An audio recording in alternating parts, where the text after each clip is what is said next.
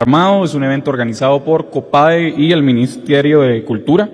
El cambio de la rosa lo realizará la señora Otilia Lush de Cotí.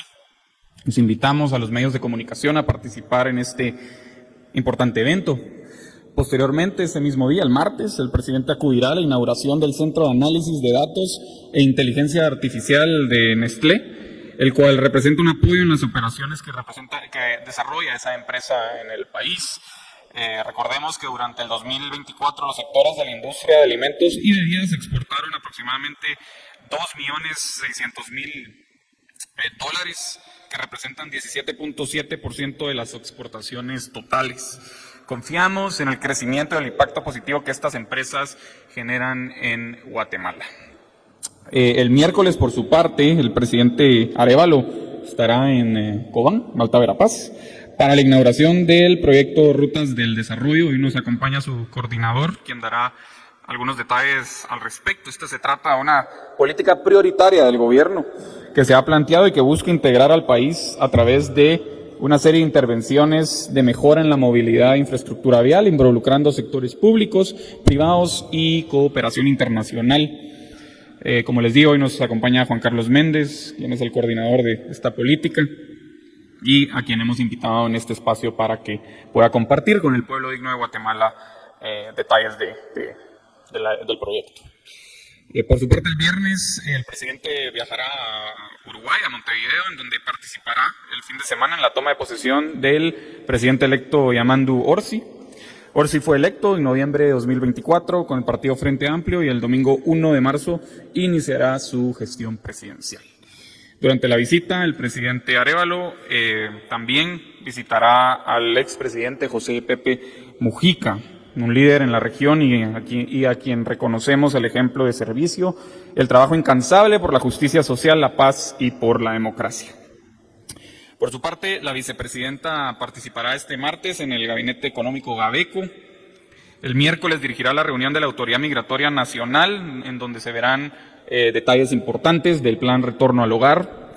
Como recordarán, el jueves estuvo aquí la vicepresidenta y el director del IGM, Danilo Rivera, dando detalles acerca de esta importante medida a favor de los retornados.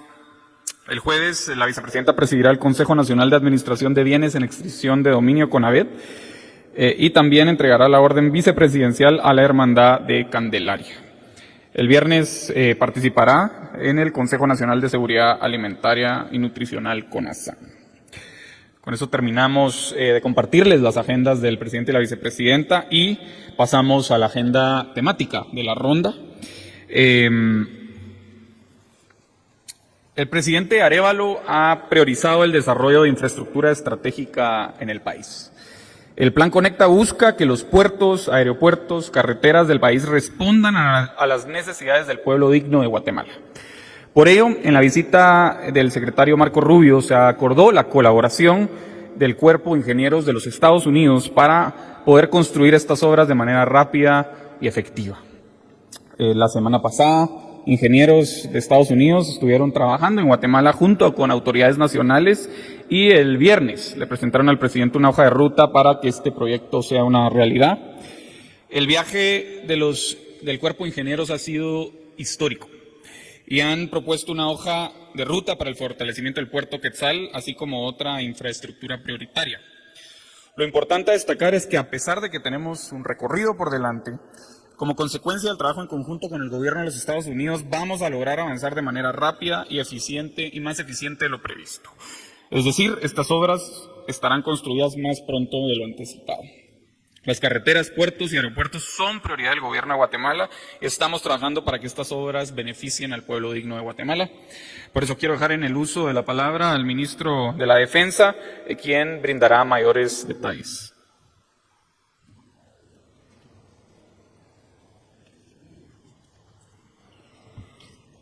Buenos días a toda la población guatemalteca que nos sigue a esta hora de la mañana. Colegas, compañeros funcionarios del Ejecutivo y compañeros de los medios de comunicación que asisten a esta actividad recurrentemente. Tengan todos buenos días. Como lo acaba de decir el señor secretario, el señor presidente tiene una visión clara de desarrollo, fundamentada en lo que se tuvo que haber hecho hace muchos años, pero lo que él está haciendo. Fundamentada en eso, quiero patentizar que es un honor dirigirme en esta ocasión para abordar específicamente este tema relevante, que es de suma importancia para el desarrollo de nuestra nación: la ampliación y modernización del Puerto Quetzal, un proyecto de vital importancia para el crecimiento económico y desarrollo de la región. Es propicio iniciar mencionando que el Ejército de Guatemala ha jugado un papel importante en el desarrollo de la nación, en el área marítima desde su fundación. La Escuela Naval ha desempeñado una función medular en la capacitación de nuestros ciudadanos, preparándolos para formar parte de una flota mundial y contribuir activamente al comercio de la seguridad marítima, desarrollando las capacidades para que puedan formar parte de las tripulaciones en los buques mercantes a nivel mundial, abriendo oportunidades de empleo y desarrollo en el país. En el aspecto de construcción, quisiera mencionar que, dado el cumplimiento a la visión del señor presidente de la República y comandante general del Ejército, se ha priorizado la modernización de instalaciones como reservas militares para brindar espacios adecuados a nuestros ciudadanos que desean prestar el servicio militar a la patria, asegurando que cuentan con condiciones idóneas para formación y desempeño. Este esfuerzo es parte de una estrategia nacional de fortalecimiento de nuestras capacidades de defensa y desarrollo integral en beneficio de la población guatemalteca. Además de la defensa, el trabajo lo replica en otras áreas el señor presidente, de forma transversal, a otras dependencias del Estado, específicamente en el diseño constructivo para brindar un mejor servicio a la población en general. Hoy quisiera ampliar un poco la visita del Cuerpo de Ingenieros del Ejército de Estados Unidos a Guatemala como parte de un esfuerzo conjunto que reafirma la sólida relación de cooperación entre ambas naciones. Desde hace muchos años, Estados Unidos ha sido el principal aliado estratégico de Guatemala, apoyando a nuestra institución en diversas áreas claves, y no solo a la institución, sino al país en general. En el marco de esta cooperación, hemos trabajado arduamente en la planificación estratégica, con iniciativas concretas como la implementación de un sistema integrado de planificación para la defensa, por sus siglas CIPLAGDE, y a la metodología de análisis de la gestión de la defensa, MAGDEF, garantizando la adecuada y transparente ejecución del gasto público. Estos mecanismos nos han permitido mejorar la eficiencia y la rendición de cuentas en la inversión de defensa y desarrollo. Además, a partir del año pasado y con el acompañamiento del Ejército de los Estados Unidos, se implementó un mecanismo legal y transparente inédito para formar una metodología y pago multianual para la adquisición de aeronaves destinadas a la ayuda y asistencia humanitaria. Este esquema ha abierto una nueva vía de cooperación, permitiendo en esta ocasión al Ejército de Guatemala establecer un canal directo de comunicación con los ingenieros de Estados Unidos, y viabiliza la visión del señor presidente y comandante general del Ejército para la expansión, modernización y desarrollo de la infraestructura portuaria nacional.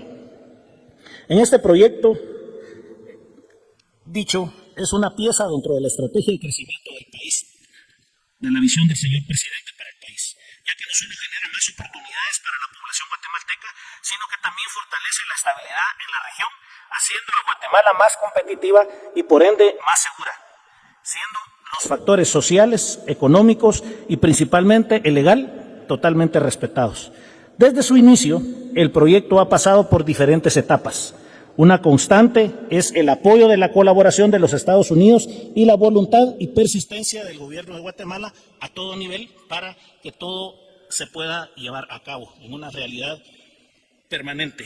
Y todo empezó en abril del 2024 con la primera visita de la comandante del Comando Sur, la general Richardson, a Guatemala, en donde se hicieron reuniones bilaterales para definir prioridades de la colaboración.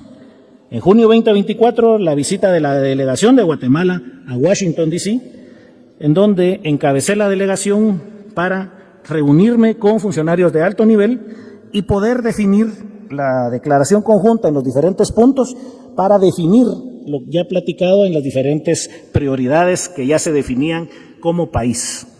En junio ese del 2024, el Ejecutivo también hace un viaje a Nueva York y sostiene reuniones de alto nivel para inversión financiera en diferentes puntos para Guatemala, tocando siempre el apoyo del Cuerpo de Ingenieros del Ejército de Estados Unidos. Esto se reitera en septiembre del 2024 con la misma temática y el mismo lugar. En octubre del 2024, la segunda visita de la comandante del Comando Sur de Estados Unidos, la general Richardson, en el marco de una donación importante, formaliza la petición y se comienza a hablar ya de manera más definida de la colaboración que el Comando Sur iba a proporcionar a Guatemala a través del Cuerpo de Ingenieros del Ejército de Estados Unidos. En febrero, la visita del señor secretario Marco Rubio, en donde le entrega una carta al señor presidente, en donde oficializa la colaboración del Cuerpo de Ingenieros del Ejército de Estados Unidos para Guatemala, y la visita oficial de la comisión del 6 al 8 de febrero de mi persona a Washington, en donde se oficializa también ya la intención, se hablan de manera más específica de los puntos que se necesitan, y finalmente la semana pasada se obtuvo la visita oficial de la delegación del Cuerpo de Ingenieros para oír directamente el requerimiento que Guatemala tiene de modernización de sus puertos y el reconocimiento de ellos de lo que se puede hacer con nuestros puertos.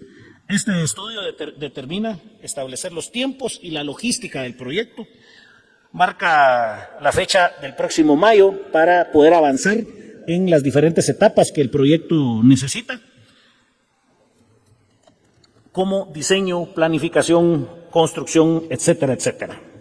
Para finalizar, quiero agradecer la visita de la comisión mandada por el Cuerpo de Ingenieros del Ejército de Estados Unidos, en el marco todo de la modernidad, el desarrollo de infraestructura, de la visión del señor presidente constitucional y comandante general del Ejército, el doctor Bernardo Arévalo. Todo esto forma parte de la concepción de la seguridad democrática, partiendo de que se necesita seguridad para poder desarrollarnos. Como parte de la conferencia, quiero cederle la palabra al vicealmirante José Antonio Lemus, quien proporcionará detalles técnicos y específicos sobre lo realizado por la comisión y la proyección que se tiene del plan maestro o de la intención de modernización que el señor presidente tiene y ha ordenado para su ejecución. Gracias. Muchas gracias, buenos días a todos. Bueno, voy a ser más extensa en la introducción que en los detalles finales, pero para entender un poco la dinámica que se lleva en Puerto Quetzal y su ley, el presidente es el que instruye, es el que nos da las grandes líneas estratégicas a desarrollar, y hay el más alto nivel de decisión en la empresa portuaria, la Junta Directiva, la cual me honro en presidir, por designación del señor presidente, y es, como dije, el presidente da las líneas generales, la Junta Directiva es el que toma el órgano que toma las decisiones para que la parte gerencial haga las coordinaciones necesarias, y son los trabajadores de la empresa portuaria los que llevan esto a acciones. Para que estos trabajadores puedan hacer mejor su trabajo, nosotros estamos obligados a darles herramientas. Dentro de esas herramientas hay una infinidad de actividades que desarrollamos en forma conjunta con la iniciativa privada. Puerto Quetzal tiene una ley que le faculta atender el compromiso de poder facilitar el ataque de buques y atender la carga a través de una figura que se llama la gestión indirecta, donde se da participación a privados. Un alto porcentaje de la actividad que se realiza en Puerto Quetzal lo atienden privados, así que cuando alguien del sector privado critica cómo trabaja Puerto Quetzal, pues está autocriticándose, porque es el sector privado también el que presta servicios ahí con nosotros. No es una figura eminentemente estatal, sino que tiene esa bondad de participación, y lo que ha permitido ir superando retos que hemos tenido, que son principalmente un incremento grande de la carga por el propio desarrollo del país, así como un incremento en el tamaño de los buques que llegan, y a eso quiero llegar. La solución a un grave problema que tenemos en la actualidad de tener que atender más buques, porque siempre hablan de los buques que están fondeados afuera, no es fácil, porque, como dije antes, el desarrollo del país ha hecho que haya más importación, más exportación. Estos vienen en buques más grandes, pero el muelle no ha crecido ni un centímetro. Yéndonos un poco a la historia, Puerto Quetzal se hizo en los 80s, en la época del presidente Lucas, y fue diseñado para atender 0.7 millones de toneladas, que era el total de carga que se manejaba en la costa sur, o sea, en esa época Puerto San José, Champerico, e incluía el total de carga que se manejaba en Acajutla. Y el diseño del puerto, los 4 muelles que actualmente operamos, 800 metros de largo, pretendía atender hasta 1.2 millones de toneladas. De aquellos años de los 80s a la fecha, se incrementaron en facilidades de atraque 2 carboneras. Estas fueron en la época del presidente, una en la época del presidente Arzú, que fue una carbonera y una terminal para atender gas. De ahí en la época del presidente Belché, una terminal para atender turistas, pasajeros. En la época del presidente Pérez, otra terminal de contenedores, de carbón, y la terminal de contenedores, que es la única que tiene un muelle formal, vamos a decir, similar al nuestro, el de los 800 metros, el que nosotros administramos actualmente. Hubo un rompimiento con la continuidad del plan maestro original de los 80, que había hecho la empresa Dragache de Francia, que indicaba que al llegar al 60% del 1.2 millones de toneladas debió de haberse construido otra dársena para unos 5 atracaderos más, 5 posiciones para buques más. Esto no se hizo y de esa fecha para acá no se ha construido esa facilidad que estaba prevista. Entonces estamos hablando de que hace como 30 años teníamos que haber hecho lo que vamos a hacer ahora. Siempre entre los planes maestros que han venido evolucionando a lo largo de estos 40 años de empresa portuaria Quetzal, se ha considerado este crecimiento, pero no se ha puesto ninguna piedra, no se ha tomado una acción efectiva sobre ello. Y con instrucciones del presidente que recibí el año pasado, era hacer realidad todos los sueños que están en papel. Hablamos con el señor presidente que esto no era una cosa elemental, no es una cosa fácil, no es una cosa que se hace de la noche a la mañana. Entonces, el consciente de eso dio las instrucciones de que ejecutáramos. A raíz de eso, se tomaron 2 vías. Una era invitar al sector privado a construir esas facilidades, porque ellos son parte de la situación problemática. Ellos son afectados principalmente porque se encarecen sus productos, lo que traen o lo que quieren exportar.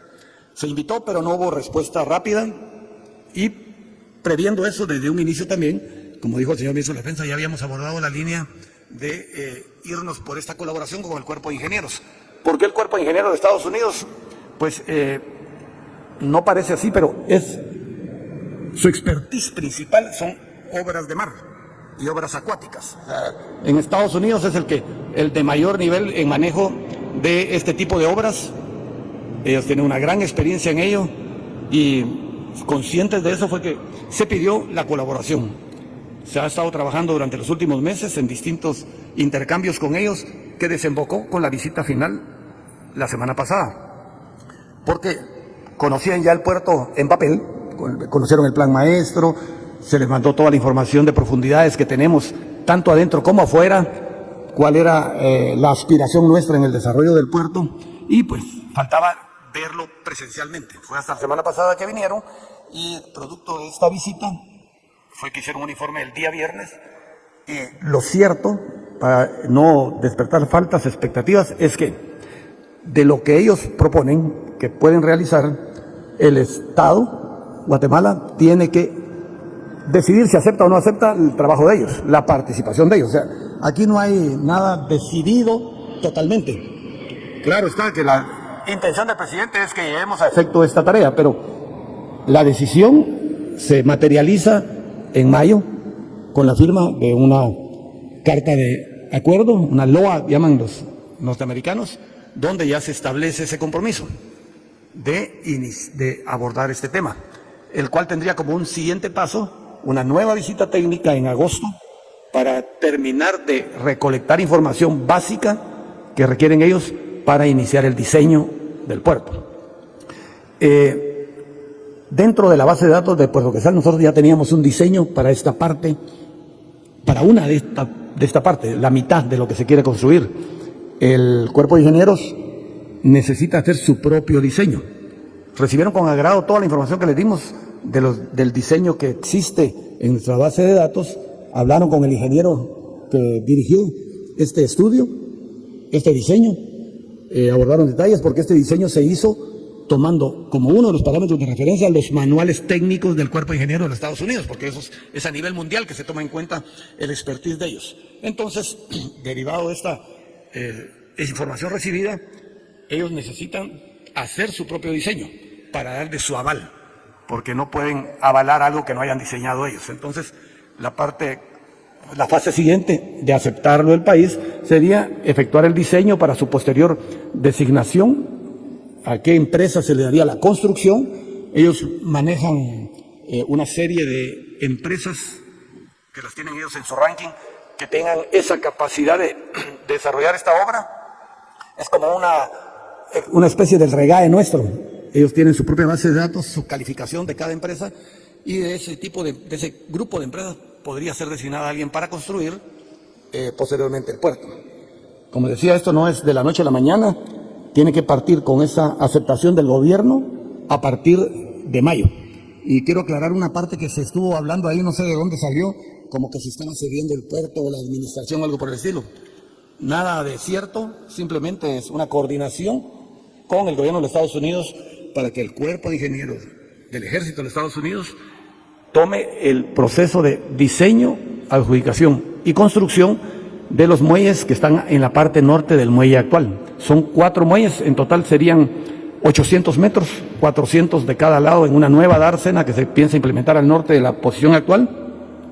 Y solo es eso. La administración sigue siendo del Estado, el producto sigue siendo del Estado, el pago sigue siendo nuestro.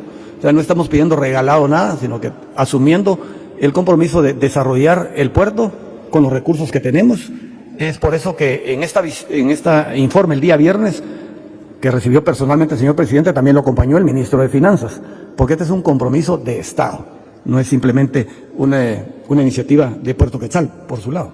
Entonces, ese compromiso de Estado se va a enfrentar con los recursos del Estado para poder tener esta facilidad futura. Y como decía, se escogió al Cuerpo de Ingenieros por esa calidad que tiene para obras de mar en general. Otro elemento del por qué haber escogido irnos por esta vía del Cuerpo de Ingenieros, pues asegura uno de los elementos claves de las líneas de gobierno, la transparencia. Aquí no hay gato encerrado, no hay nada que se pueda ocultar, simplemente es un trato directo de gobierno a gobierno, de instituciones estatales, y todo un proceso transparente para lograr materializar esta obra que es de gran importancia. Y como les decía, desde un principio, esto debió haberse hecho hace 30 años. Para mantener bajo el nivel de expectativas, esto que vamos a construir es lograr tomar el paso de lo que debió haberse hecho antes, que solo estaba en papel y nunca se había dado ese paso inicial para su realización, para su materialización. Paralelamente a esto, de la construcción de estos 4 muelles, también se tiene el estudio para el futuro desarrollo de la otra dársena que les mencionaba inicialmente, que tenía conceptualizada la empresa Dragache francesa, para aprovechar el lado oeste del puerto. Y hay un tercer proyecto que se mencionó, lo hemos bautizado nosotros internamente en Junta Directiva como Puerto Quetzal del 2050 en adelante, que es hacer un puerto afuera. Esto es una mega obra, es algo más soñado, pero estamos conscientes que lo primario nuestro es atender la demanda vigente y estamos por la materialización de la parte interna. La parte externa también la tenemos que empezar a estudiar porque no tenemos la más leve idea de cuánto podría costar algo afuera. Hay un par de diseños conceptuales, simplemente de dibujo, pero sin ningún concepto técnico de lo que ahí sucede. ¿Por qué afuera? Porque la capacidad interna del puerto está restringida por su entrada, por la boca. Ahí tenemos una profundidad de diseño de 16 metros y medio, varía de 16 a 17, lo que no permite que adentro podamos tener mayor profundidad que esa, en caso extremo. Y ahorita el diseño del puerto es para 10 metros y medio en los 800 muelles, 800 metros que tenemos del muelle original. Tenemos una profundidad de 14 metros, 13 metros en las otras posiciones de atraque. Entonces, a futuro, los buques que van a seguir entrando a Puerto Quetzal van a tener esa misma limitación y lo que se pretendería es atender buques post-Panamax, porque este tipo de embarcaciones ya estamos hablando de más de 15 metros de más de 340 metros de largo, son unas moles. Nosotros no podemos atender ese tipo de buques en nuestras instalaciones. Entonces, ya me están haciendo la seña que corte aquí para poder atender las inquietudes de ustedes. Estamos a la orden. Muchas gracias. Muchas gracias al vicealmirante Lemus, presidente de la Junta Directiva de la empresa portuaria Quetzal. Definitivamente una visita histórica y que remarca el compromiso que tiene el gobierno con el desarrollo de infraestructura estratégica y prioritaria del país. Quiero ahora darle la bienvenida al ministro de Salud. Lastimosamente, el ministro de Salud tiene que salir antes de que concluya la ronda porque tiene que viajar con el presidente Nevaj. Así que, señor ministro, bienvenido de nuevo a la ronda. Gracias, ¿cómo están? Un poquito de frío. Sí, como bien dijo el secretario, vamos con el señor presidente a Joyabaj a ver los avances del hospital de Joyabaj. Básicamente nos vamos a enfocar primero en el abastecimiento de hospitales, tanto en medicamentos como equipo. Abastecer y mantener una red hospitalaria abandonada ya de por sí es complejo, pero también tenemos que entender que abastecer un hospital y una red de servicios de salud no es lo mismo que abastecer cualquier otro tipo de servicio, porque esos son servicios que cambian, inclusive tienen estaciones que a veces no se pueden prevenir. En total se han entregado más de 4 millones de unidades de medicamento en los 22 departamentos del país y casi 300 equipos médicos en 10 hospitales que ya estaban priorizados cuando tomamos la administración. En general, podemos hablar de que se dividen los equipos no precisamente así en blanco y negro, pero mucho de lo que se hace en los hospitales depende de un buen diagnóstico, pero también de un buen tratamiento. Esto es solo un ejemplo de algunos de los equipos que se han entregado para mejorar los diagnósticos. Muchos están enfocados en enfermedades crónicas, incluyendo cáncer. Ahí podemos ver pruebas de esfuerzo que se utilizan para cardiología, ultrasonidos que son muy útiles tanto en ginecología, pero también para cáncer de mama, para detección temprana de cáncer de mama, equipos para ver cómo está la función de los músculos, la función cerebral, ultrasonidos ginecológicos que son muy útiles particularmente en las emergencias, y luego algunos otros equipos que son útiles también desde el punto de vista almacenamiento. También se está entregando, como dijimos, equipos que van a mejorar la calidad de atención que se puede dar en los hospitales una vez el paciente ya haya sido diagnosticado. Los equipos de anestesia son fundamentales para mejorar los tiempos, pero también la calidad de las cirugías, la videolaparoscopía que se puede usar tanto en sala de operaciones como en la emergencia, ventiladores para transporte adentro y afuera de los hospitales. Es fundamental que cuando un paciente está intubado mantenga los flujos de oxígeno constantes, no solo al cerebro, sino al resto de los órganos, para que no haya disminución del aporte de oxígeno y haya sufrimiento a largo plazo. Mesas para cirugía mayor. El Hospital San Juan de Dios tenía más de 25 años que no recibía mesas quirúrgicas. Estos son fundamentales porque los pacientes, dependiendo del tipo de cirugía que se les vaya a hacer, tienen que estar en determinadas posiciones, y eso es fundamental, que tengan mesas adecuadas y sobre todo con tecnología adecuada. Equipos para ventilación mecánica, esto es particularmente útil en los intensivos. Equipos de rayos X de brazo en C, estos son utilizados en cirugía cardíaca, pero también en cirugía de trauma, que como bien sabemos, trauma es de los principales motivos de diagnóstico, sobre todo en las emergencias. Se calcula que hasta un 80% de los recursos de las emergencias se va en trauma, y estos equipos de rayos X en brazo en C mejoran muchísimo los tipos de tratamiento, porque básicamente son rayos X que se pueden hacer en tiempo real adentro de sala de operaciones. También se están entregando equipos de rayos X portátil y desfibriladores que van con el área de cardiología. Respecto a los medicamentos, como bien dije, son más de 4 millones de unidades las que se han entregado, que van desde cosas tan sencillas con más de 1 millón de tabletas de ácido acetilsalicílico, y de ahí otros medicamentos que también tienen que ver con enfermedades crónicas, incluidas cáncer, donde pueden ver como cefixima o losartán, que son medicamentos para bajar la presión, y la cefixima, que es un antibiótico de amplio espectro que se usa principalmente en los intensivos. La siguiente, por favor. Respecto a la ley de cáncer, que poco a poco se ha ido avanzando, tenemos que ver que primero lo que teníamos que hacer es el reglamento de la ley de cáncer. Hacer un reglamento no es cuestión de 3 meses, porque se tiene que pedir la opinión de otros ministerios y también la Procuraduría General de Nación. Esto el ministerio ya lo tiene en nuestras manos, y estamos integrando los comentarios del resto de actores, pero también estamos trabajando en protocolizar la atención al cáncer. Es cierto que si bien no todos los cánceres son iguales, sí hay ciertos cánceres que tienen que estar protocolizados. La siguiente, por favor. Se está avanzando en un hospital. Si ustedes leen la ley detenidamente, es obvio y se especifica que el hospital tiene que tener un énfasis fuerte en radioterapia. En todo el país no existe un solo centro público para dar radioterapia y es fundamental para que los tiempos de iniciar el tratamiento de los pacientes se acorten. Por eso estamos trabajando en el hospital, que obviamente va a incluir un acelerador lineal. Se espera que para finales de este año ya se tenga el estudio de factibilidad y que se inicie con la construcción del mismo. El hospital también va a incluir un instituto donde se va a empezar a hacer investigación en diagnóstico, tratamiento y prevención de cáncer. De los 400 y pico millones que tenemos asignados para este año, se va a hacer énfasis en promoción, prevención, diagnóstico y tratamiento. Sin embargo, la prioridad es fortalecer las unidades que ya están instaladas para tratar a pacientes con cáncer, tanto en el San Juan de Dios, en el Roosevelt como el General de Occidente, y empezar a buscar hospitales donde se pueden abrir unidades, ya sea de diagnóstico temprano o para empezar a tratar de poner unidades de hemato-oncología. La siguiente, por favor.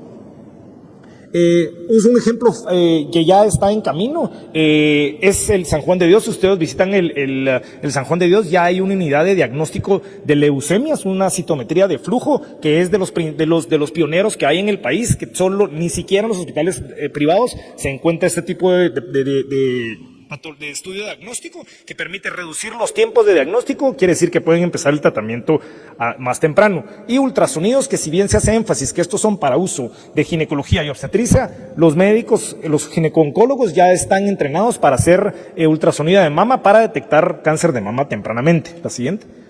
Se está trabajando ya en colaboración con la Embajada de China a Taiwán para empezar con la factibilidad de dónde estaría el hospital de cáncer enfocado en radioterapia. Hay otros donantes y otros colaboradores internacionales que también van a trabajar en el proyecto. La siguiente. Como bien dije, hay que estandarizar los protocolos para atención al cáncer, pero esto también implica hacer un listado de los medicamentos oncológicos que necesitamos en cada uno de los hospitales que ya tienen servicios de oncología. Y como bien mencioné anteriormente, ya se está trabajando en los reglamentos de la ley de cáncer. Esto no quiere decir que no estemos avanzando en otras cosas de la ley de cáncer, como hacer campañas de prevención. El año pasado se tuvo la primera campaña nacional de prevención de cáncer de mama. Ahora cada mes se está enfocando en un cáncer en especial. En este mes pasado nos estábamos enfocando en el cáncer infantil, que como bien sabemos, si bien no se puede prevenir, por medio de la Nacional de Oncología Pediátrica se está dando tratamiento y seguimiento a los niños con cáncer. La siguiente, por favor.